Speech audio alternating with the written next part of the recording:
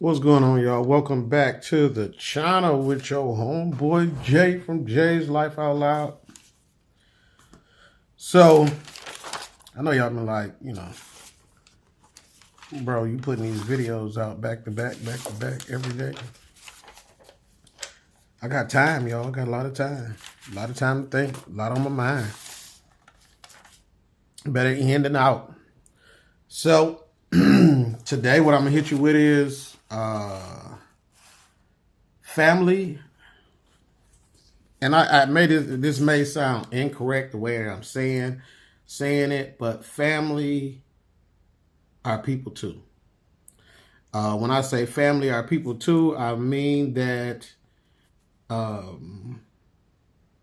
if you walk down the street or you go to the store, you in the grocery store, you at work, you wherever, everybody that's walking around there or at your job or at the grocery store, or at the laundromat, wherever, there's somebody's family.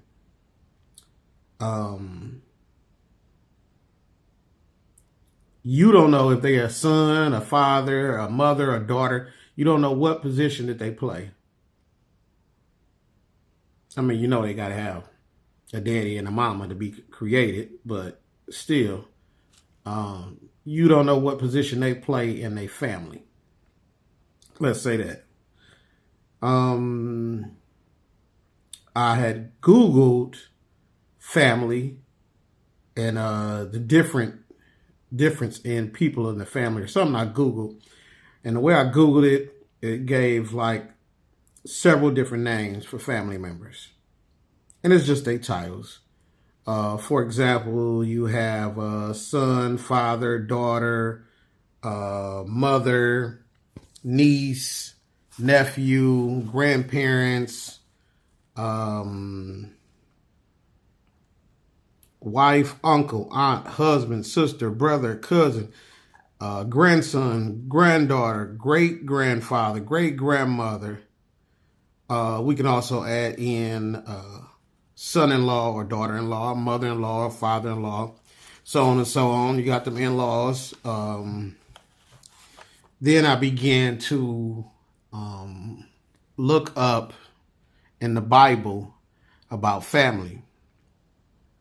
And most of the verses that I came up with, or even Googled to find, they really didn't speak on family.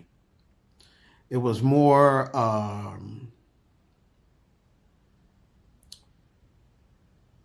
about children obeying their parents, loving their parents, or their verses when a husband finds a wife, he leaves his mother and father and clings to the wife. So, but some scriptures that did come up was 1 Corinthians 13, 4 through 7. I'm not about to get all holy on y'all. I'm just giving you some structure to this. Love is patient. Love is kind. It does not envy. It does not boast. It is not proud. Verse 5, it does not dishonor others. It's not self-seeking. It is not easily angered. It keeps no record of wrongs. Verse 6, love does not delight in evil, but rejoices with the truth. Verse 7, it always protects, always trusts, always hopes, and always preserves. Y'all want to go back to that? That's 1 Corinthians 13, 4 through 7. So in reading that, we can go back over there and we can be like, okay, love is patience. How many of us have patience? Is that something we all working on? You have some patient people out here. You know, you do. I see people that work in customer service that get cussed out and all types of stuff. And I'll be like, if that was me, boy, they'd be calling the district manager. I wouldn't have no job because I'd have been in, ooh, you get that nasty with me. I ain't going to touch you, but I got some things that sure enough hurt your feelings when I get done talking about you. So even with family, same case. It says love is patient. Now this is Corinthians 13, 13 verse 4. Love is kind. It does not envy. It does not boast. It is not proud. So love, kindness, not envying what one family member has, or whether it's money, things, objects, a spouse, boyfriend, whatever, job. So I equated this to things that can go with family. It is not dishonest. That can go for family, because secrets can kill. And when I say kill, I mean somebody's mental. It can change somebody's life. It can change how they perceive people. Also, it can hurt. It's not self-seeking. It says it is not easily angered. And I think, too, it's hard sometimes not to be angered by family and how family can do you. We all assume growing up that we watch The Cosby Show, we watch other shows and things we see on TV. I don't care if I'm about to show my age. I don't care if you're watching The Waltons. They always said goodnight and, spoke to each other. So family is not always like that in real life. Family is not a sitcom. Family can be, it can be hard at times to be in a family. You have some family members that choose not to be part of the family. They go ghost, and you won't see them until hopefully at a funeral. It says love does not delight in evil, but rejoices in truth. That's verse 6. And a lot of times you'll have situations where family members lie on each other, or you may have a family member that lie on somebody, and the smallest lie is like you rolling that ball to make a snowman. So it starts off small, and it can roll into something else. I have seen where a lot of these things that I'm speaking about have ended in death. And that's just keeping it real. A lot of family members, they can't take things that have been done to them, said about them, or done to their children. Or, I mean, there's so many different scenarios. I've seen people that have let people come into their family, and they consider them family. There was a case here in Detroit, Michigan, where the boyfriend got into it with his girlfriend. I believe he was beating the girlfriend up. The girlfriend called across the street to her mama and her aunt. The mama and aunt came across the street. This man killed all three of them. The girlfriend, the mama, and the auntie. And it's like, you try to, most of us try to live the best life we can be, mind our business, stay in our own lane, and for something like that, that I know that was devastating for the whole family. And it was just a shame that you would have so much anger to take three people away from here because of the way you feel. And I'm not saying that what I'm saying is, when I say about the way you feel, a lot of times we can take the way we feel and that not be exactly what the case is. Just because you feel some way. You could have somebody that comes into your home and say you got the plumber come in and he do some work. And he was standing by the stove. And he was like, well, I put my ring down and it's missing, and it was by the stove. And you assume, because you feeling like, I feel like he had to be the one because he did blah, blah, blah. And he looked like because you feel. So you call him up or the company up and complain and this and that. And he gets disciplined or maybe even fired. And a week later, you find the ring up cleaning up under the microwave. Now you done got this man fired because of the way you feel. So, I mean, plenty of arguments have been started in families due to the way people feel. Not facts, but the way they feel. Well, I felt like Tanya didn't want us over there. This and that. And I felt like she was, rushing us to get out. And you would mess around and find out that Tanya, her husband, getting ready to go through a divorce. And she had that party planned. And she wasn't about to let the party go without happening. And next thing you know, you done got beefed out with Tanya without even talking to her about it or even seeing what was going on. And feelings, sometimes that's how it goes. I put it because I was feeling some type of way about this subject. So I made sure that I took some notes, took my time to think about what I was going to say. And I wanted to come off, not just, like I say, don't be quick to anger or come off a certain way. So I also wrote, I was in the kitchen making me a salad, and this hit me. Family and expectations are not the same thing. And you may say that don't sound right. But family and expectations are not the same thing and do not coincide or coexist with each other all the time. I'm going to read that again. Family and expectations are not the same thing and do not coincide or coexist with each other all the time. And what I mean by that is that your expectations on somebody or on a family member, whoever it may be in your family, that's your expectations.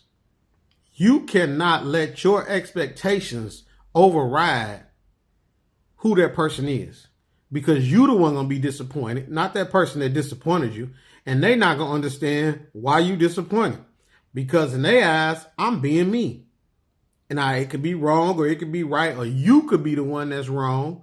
But because you put high expectations on this person, you thought that just because they family, they supposed to coincide on what you believe is a mother, a father, a cousin, an uncle, whatever the case may be. And I agree in some cases, we should hold people to a certain standard. You want your mother to be a mother. You want your father to be a father. You want all these people to play these different roles. And that's understandable. And I can understand. I wouldn't know what to do if my mama didn't act like my mama and acted like she didn't know me after a certain age or whatever the case may be. But when I say expectations and I say family are people too. People are going to be people. There are no exceptions to the rule. There are no robots. There is no script for a father. There's no script for an uncle. There's no script for a niece. These things are not written out where people follow the instructions of this title that they are giving. The only instructions that are out there is for that person to be what they learn to be as they have grown up. Some of them will never grow up. Some of them will continue. They can be 50, 60 years old and still act like a child. But it's not because of, that's your family member. It's because people will be people. Period. If you went to a concert and you stood on stage with all the lights on and you could see everybody in that arena, everybody in that arena is a person. And a person on stage can say, well, they fans. No, everybody is an individual person. So that's why you got some fans that will rush the stage, other ones that will sit down and enjoy the music. Some will stand up and sing every single song where they can't even hear the musician that they came to listen to, or whoever they come, the rapper or whatever. So it's the same thing with family. You cannot put expectations on people. You could, I mean, y'all by all rights have your own belief on what a sister should be to you. Have your own idea of what a cousin should mean to you. But if your expectations are too high, you will be disappointed. Period. Because if you take a friend and y'all been friends for years, and you went out your way for this person, and you've done this and done that, and over the years you see the signs that they're not going to reciprocate everything that you do. If you keep putting yourself out there, you have to understand that you're going to get disappointed every time. You may have an opportunity. You may have a time where it's the first time that they let you down, and it was a time that you really needed them. And you'll say to yourself, well, I would have never thought. I would have. You never thought. You never thought. And don't get me wrong, I've been in situations where I have put myself out to make sure that I was there for somebody on a special occasion. And when it was when the shoe was on the foot on the other foot, as they say, it was not reciprocated. And it hurt. But you know what I said is, once a person shows you who they are, believe it. If you don't believe it, that means you in denial. And as an old coworker said to me, she said, you are in denial, and I'm not talking about the river. You ain't in the river denial, if you get what I'm saying. You in denial. If a person shows you who they are, believe them. You cannot fight for a person to be who you want them to be. Family member or not, you have to believe who that person is showing you they are. That don't make you a horrible, because, there are times where we will say to ourselves, I cannot believe that. I couldn't believe that person would do me like that. I couldn't believe that person would cross me like that. I wouldn't believe that person would talk about me behind my back when I told them all my personal business. I know they personal business. I've been at times where somebody told me that they were sexually abused, and the family member was getting out of jail for something else and coming back around. And the person was telling me they felt threatened for the other kids. And they felt threatened because they were scared to tell the family what was going on. And I encourage this person, you need to tell the family, not for your sake, but for them other kids that's around there. You don't want them going through the same trauma that you're going through right now. You don't want them to be carrying this thinking, I can't tell anybody. And, the person cried, they shed tears, they thanked me, this and that or whatever. And I was like, nah, we supposed to be here for each other. And I told the person some of my personal business that I was going through at the time. I was going through my divorce. And we was at work. The information that I gave this person got out. And it was like, wow, you told me something that I would never go and spill them beans. I would keep it to myself. But just because it's what you would do, don't mean somebody else would do it. Period. I don't care if you think you riding in the car with a bunch of your friends and you like, we're going to this party. We're going to have a good time. And I know for a fact, if one of these run up on me, my boys got my back. I done seen it go the opposite way. I done seen, it be a real one hanging with some,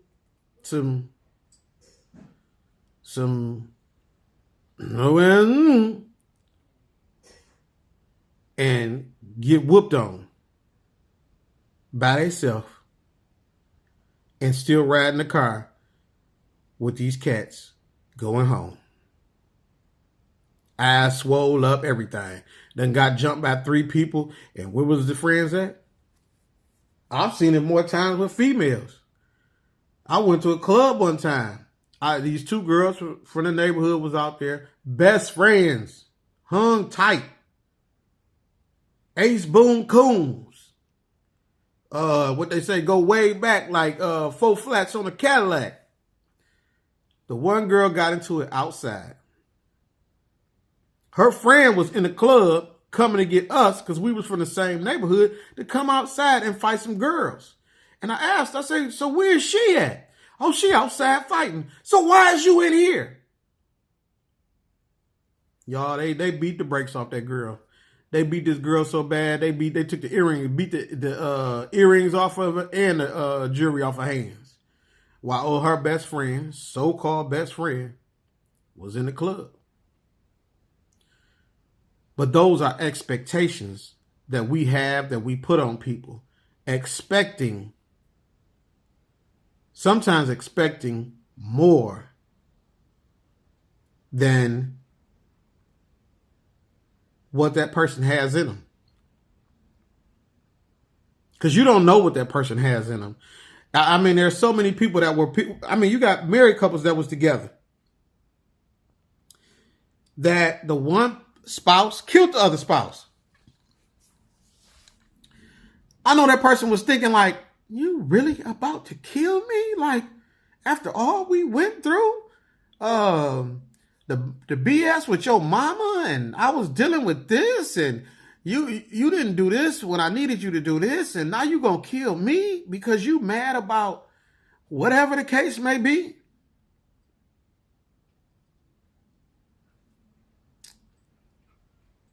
That goes for rich people. You think these people are so happy and so content?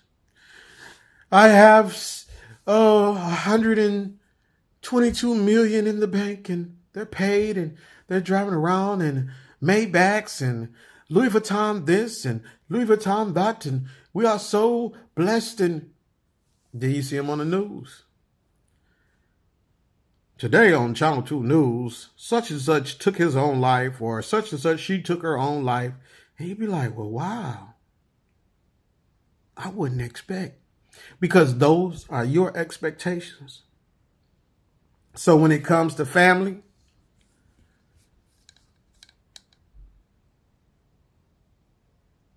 keep expecting the best. But don't expect everybody to live up to your standards. Because most family members don't. Even if it's just small things. Even if it's just you being petty. Even if it's just what you thought would have been a nice gesture. It don't always work out like that. I was married for 20 years. Divorced. 6 years went by before I got married again. And on my wedding day, I just knew all my kids would be there, because I and my expectations of thinking they would know that this woman that I'm marrying has to be special for me to go this far after 6 years of just being out here dating. And I had talked to my kids prior to the wedding, months before. And it was maybe 6 to 8 months beforehand. And it was on Thanksgiving. We all was sitting there and we all had a talk.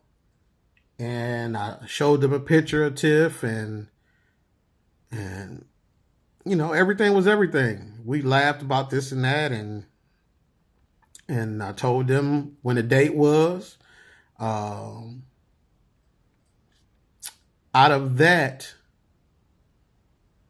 2 of my kids showed up out of 3. One of my grandbabies came out of 2 of them, which I can understand. A lot of times with the grandbabies, you dealing with their mothers, and then as my oldest son has my 2 granddaughters, he has 2 kids. So with that said, you never know how they're gonna be feeling about each other, and if whatever's going on between them can sometimes affect the grandparents if they see their grandchild or not. So that was understandable. But wasn't understandable that all my children weren't there. What hurt even worse is that I had another, the grandbaby that was there, my son came and picked her up. But he never came in the backyard to even say hello or anything. He came to pick her up, pulled up outside, and texted my daughter to bring her out. And at first I was about to walk out there and go ham.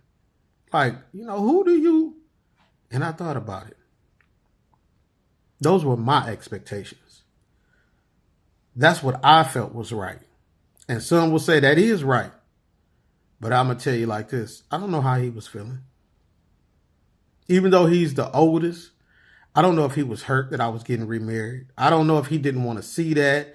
I don't know if he held some resentment for anything that I've done in his, 20 plus years of living. I don't know if he felt like that ain't my mama, or he could have been going through something that had nothing to do with me. Something could have happened the night before or whatever. So what I did was I kept my mouth closed. Kissed the grandbaby. And went on enjoying the rest of my wedding day. Because it was me and my wife's day to enjoy that union. There were other people that I made sure I made it to their wedding that didn't make it to my wedding, that hurt. And those were my expectations of thinking what I put out will come back. Not all the time. Every seed that you plant will not reap a harvest. But even then, you have to know that what the devil means for bad, God will turn it to good. So, with all that said, you have to learn to handle people accordingly. Get out your feelings. Stop all that.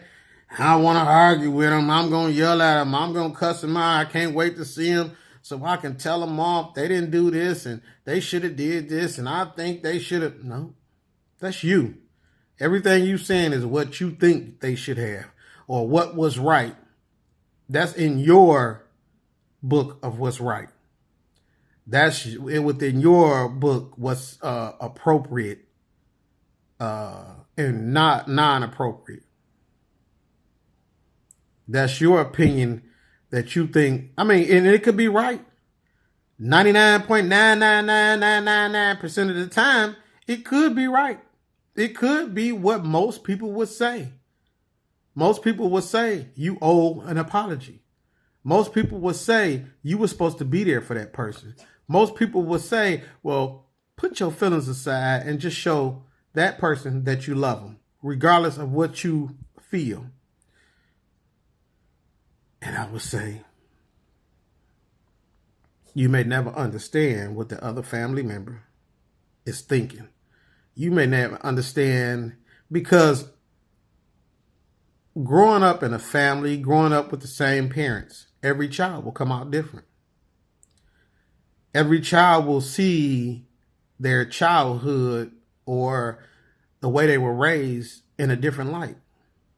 Y'all may agree on some things, but what one person get out of something, that don't mean you gonna get the same thing. You can 2 million people can read a Bible verse and get 2 million different ideas. 2 million people can go to an event and come out with 2 million different ideas of what they thought was the best part of the show. And believe me, I understand that it hurts a lot of times when you believe family members don't do what you think they should. A lot of us will deal with certain situations for the rest of our lives because of family members that thought what they was doing or didn't care about how somebody else felt or what they was going through or their situation. They were worried about them, their home, their situation, their spouse, their kids. Or sometimes, to be honest, some people just don't give up. Period. And I'll tell anybody, and my daughter, and sometimes it's good, sometimes it's bad. My daughter's the same way. She got it from me honest. If you get to that point where somebody is messing up your aura, they're getting in your space, and it's not a positive look. It's all negative.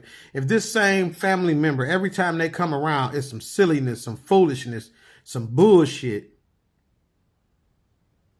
fuck them. You can love them from afar. And I know that's not the you want to say Christian thing to say. I know it's not, may not be the proper thing to say, but you can pray for somebody from afar.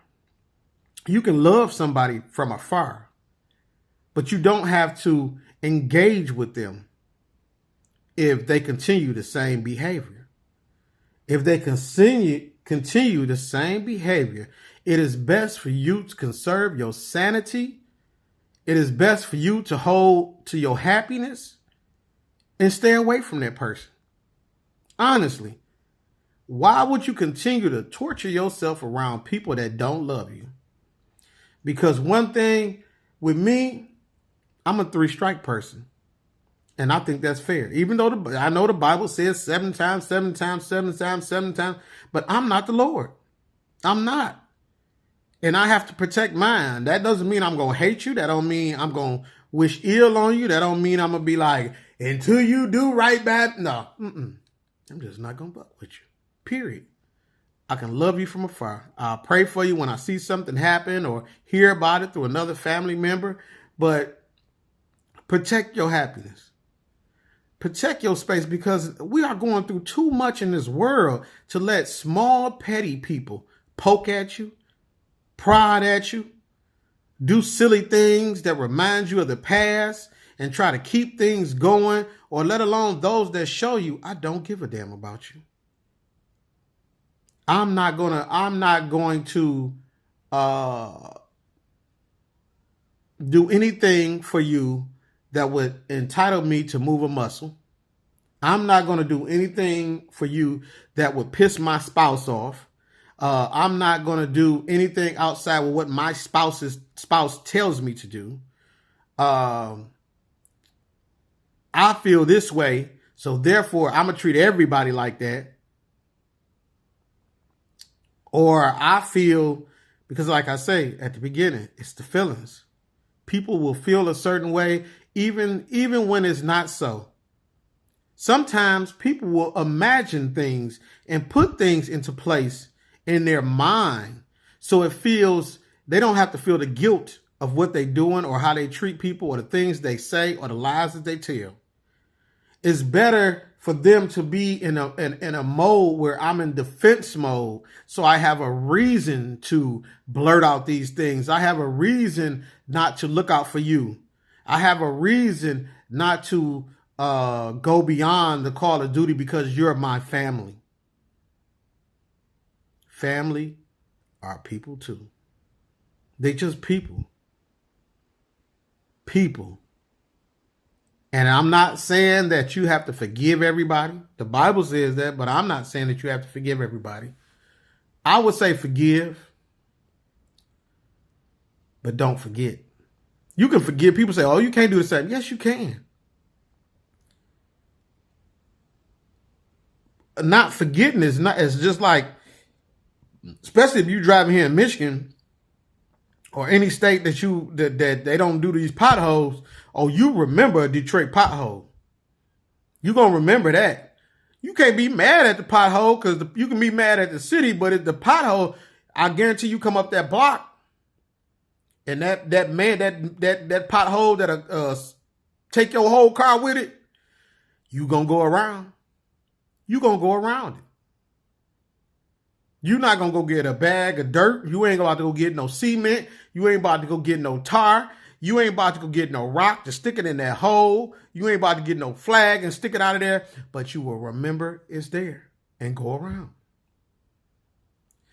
And you may not never stop taking that street because that street is the quickest way to get to your house, or that street is the quickest way to get to your job. But you will remember where that pothole at. And people can be the same way. Remember who the potholes in your life. If they're a pothole, you better avoid it. You're going to get a flat tire. You better avoid it. You're going to be like one of them people on the side of the road. You be wondering how they axle got like that. Why they tire? How they tire get like that up under the car? They ain't hit that pothole. They didn't know what you knew. That's just like people in your life that you watch somebody else at work become friends with a coworker that you used to deal with, hang with, and you saw how that person is. And here come a new person. And they right up on them. You like, Lord, they don't see the pothole. Watch out because she's a pothole. Watch out because he's a pothole. Oh, that supervisor's a pothole. But they don't know no better.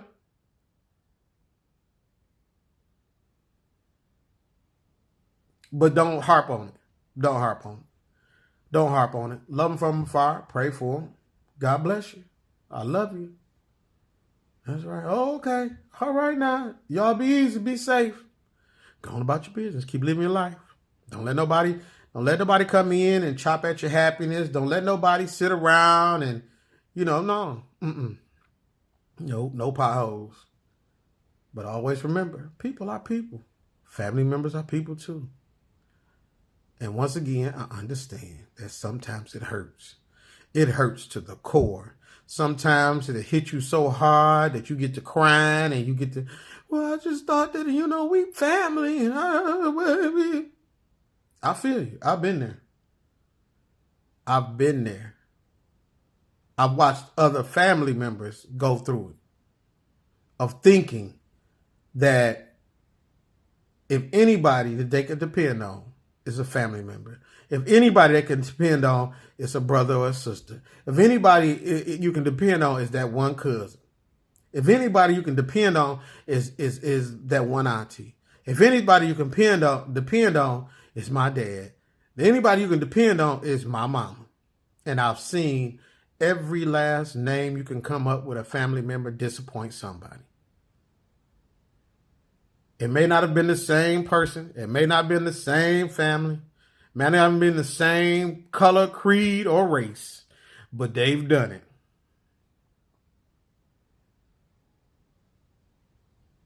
They've done it. I got my divorce, and I'm sharing something personal with y'all. I got my divorce, separated from my wife, and then got my divorce. I would have never thought all my years on this earth that I would become a single father to a little girl at 14, where her mama decided she was going to live her own life and do what she wanted to. But let everybody believe that it was all sugar and spice and everything nice. When you do things like that, you leave people to pick up the pieces.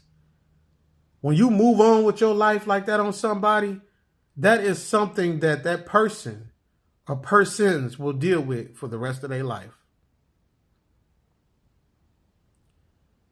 So stop putting your expectations on people in general, because families are people too. I'm going to holler at y'all. Love y'all. Wish y'all the best. Stay up.